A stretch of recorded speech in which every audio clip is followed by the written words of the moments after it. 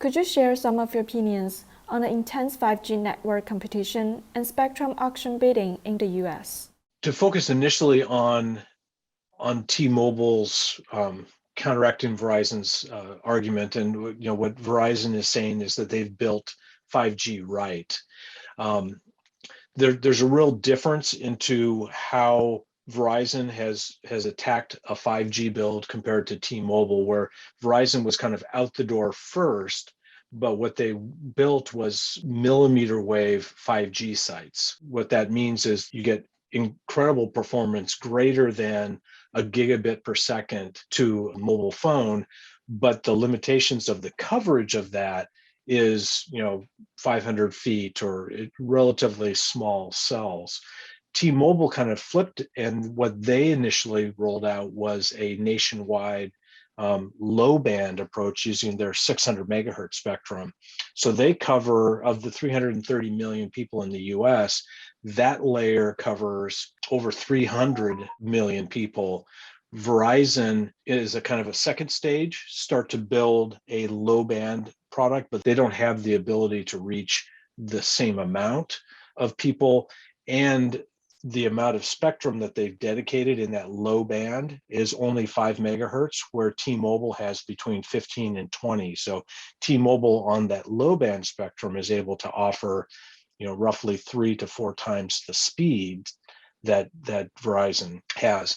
Where Verizon is coming across as saying that they've done 5G right, I think is really focused on the belief that there are 5G services that are going to demand that 1 gigabit per second type service. And I think that's where I think I differ from them. I don't necessarily see yet today services that are going to demand more than what T-Mobile is really locked into now, and now Verizon with what we called our C-band auction, also purchased what I call upper mid-band spectrum.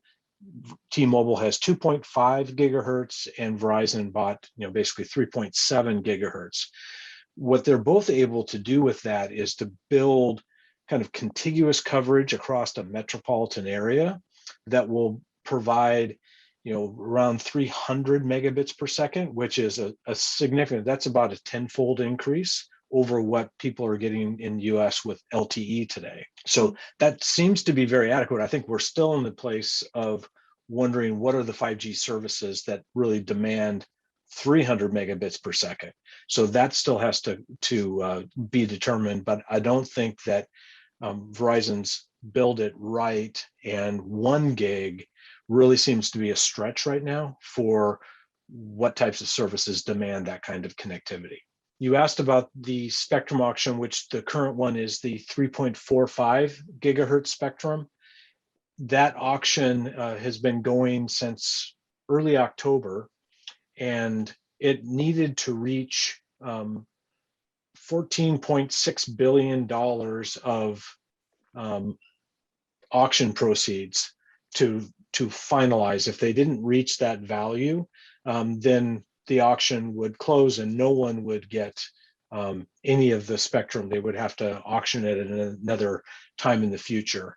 Part of the reason is that's the minimum amount of money that our spectrum manager, the FCC, needs to get to move government users off of that spectrum. The good news is yesterday that spectrum reached that minimum threshold. So wireless carriers are actually going to get that spectrum.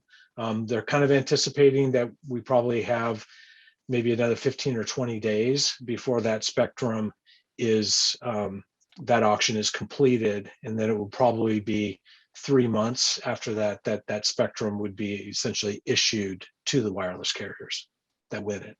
What are some major changes that the new spectrum would bring?